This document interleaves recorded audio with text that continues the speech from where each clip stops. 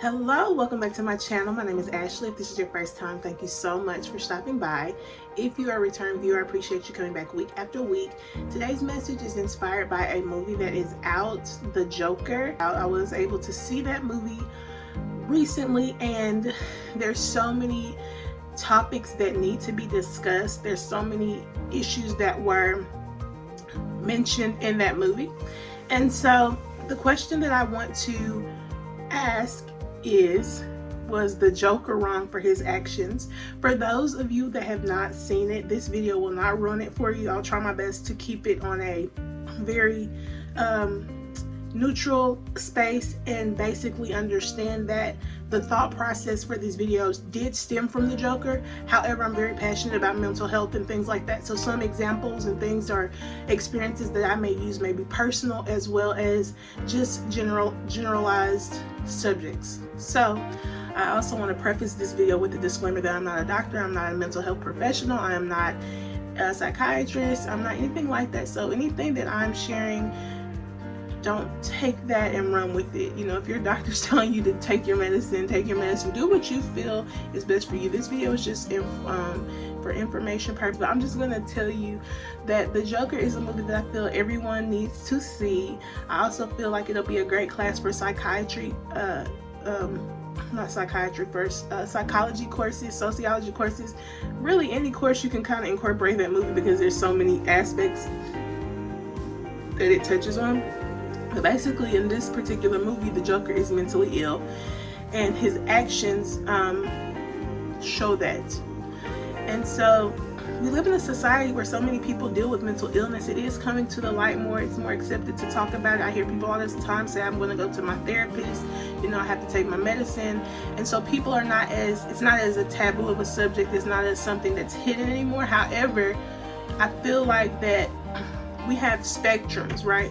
So on one end, we may have people that are super ashamed of mental illness, not very educated in that area, super naive to it, people that literally say, oh, that's nothing but the devil. You know, they don't want to accept that there is a mental illness, that there's a huge crisis, that it's very prevalent in our society today.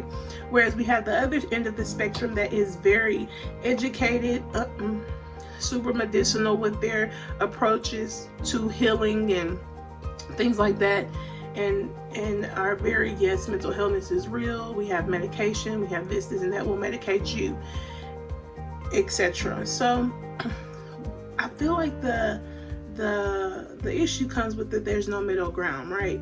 You can't be on one end of the spectrum and not feel like that there's a middle ground for this. Now, I do understand that there are super extreme cases of mental illness, and I understand that there are super mild cases. Some are chronic, some are acute. But this video is not to be like a diagnosis thing or anything like that. It's just to show, like, I really think it's important to understand that mental illness is real, but so is Jesus. And so I've mentioned in many videos before, there's a difference between the truth and the fact. The fact may be that you've been diagnosed with depression, schizophrenia, you know, there's all kinds of different names of mental illnesses, right? But the word of God tells me that Jesus is the name above every name. You know, the Bible tells me he's a strong tower, the righteous run in it and are saved. He's a very present help in time of trouble. He heals the brokenhearted. He's a deliverer. He's a mind regulator. You know, we have the mind of Christ. The Bible says, you're holy, for I am holy. We were made in his image. And I've never once heard that Jesus was mentally ill, okay? This video is not to discredit or put down the fact that you may be struggling with a mental illness, because if anyone can talk about it in a space of understanding, compassion, and empathy, is me, because I've been there. I've been diagnosed with depression. So I understand it. Like, I've been suicidal. I've been there. So I'm not just from an outside space looking in. I understand. However, I understand that Jesus has healed me. He's done it before. And before the foundation of the earth, anything that has a name that can be diagnosed, Jesus is above that. He's healed us of that. There's a scripture that says by his stripes we are healed, but there's also one, I feel like it's in Peter, that says we were healed. So if you understand words, you understand are and were. One's present, one's past tense. So it covers every time, every season of your life. Right now, you may be in a good space mentally, but then next month you may be in a bad space. Well, it says you already are healed of that, and you already were healed of that. So if you are in that season, if you were in that season, if you're going to be in that season, God's covered it, okay? Previous videos talk about cover or confess. We have to be willing to not be ashamed and understand that once we confess, the fact may say that I am sick, I have a mental illness. The truth says you're my healer, you're my deliverer. The same way you go get checked up about your physical health, your mental, oh my gosh, I feel like the mental is more important than the physical. Now, they're both equally important, but if your mind is in a great place, the way you eat, the way you sleep, your actions will follow, and the reverse is true. If your mind is jacked up, it's going to show in how you live and how you walk and how you talk and how you dress and how you take care of yourself. And I don't understand why we aren't so quick to want to make sure that's right. I'm definitely for proactive measures versus reactive. I think that it's better to try to stay on top of your health in all capacities, whether it's mental, physical, spiritual, emotional, versus being reactive, because I feel like it's easier. And this is me personally, I'd rather be active in journaling and being physically fit and watching what I feed my physical mind, what I allow in, versus being reactive and already being in a low place and now try to have to climb out of that place, because I've been the lowest of the low, and it's a really dark place. If you watch the Joker, you see he was in a dark place. This man literally said that he's never once since the day he's been born been happy. Can you imagine, literally, even if you're 2 years old, that's 2 years too long to say you've never been happy. It's extremely heartbreaking.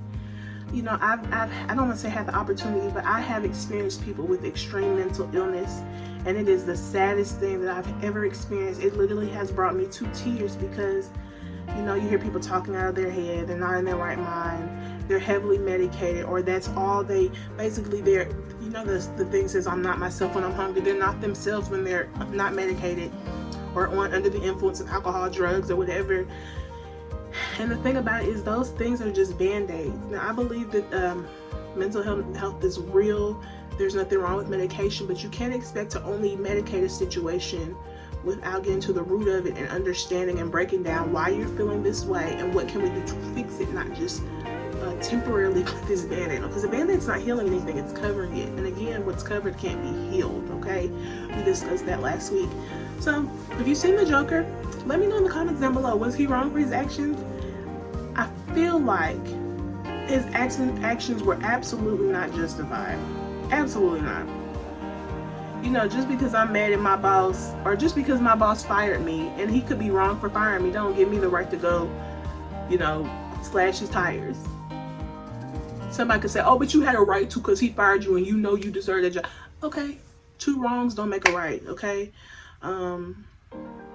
It is heartbreaking though, because, you know, a lot of times people are crying out for help. I know for a fact, me personally, when I go through my lowest, I'm not the one that's gonna go up and just Mom, I'm sick, or I need help. Like, I don't do that. I try to like cover it and keep it going. And because I know misery loves company, I isolate myself. I don't want to be around people when I'm miserable. And I deep down inside am praying, like, I just hope somebody can see it and recognize something's off. But at the same time, it's contradictory, because while I'm hoping they see to help, I'm also covering so they won't see to help, because I don't want them to think something's wrong. But so many people are crying out for help. That's why it's very important for us, when I say us Christians, but people in general, we have to be sensitive to the needs of others. We're not in this world just to be, for us to be okay. We're here to minister. Ministry doesn't require being in a pulpit. It doesn't require quoting scriptures. It requires being sensitive and discerning, like something's off with them today.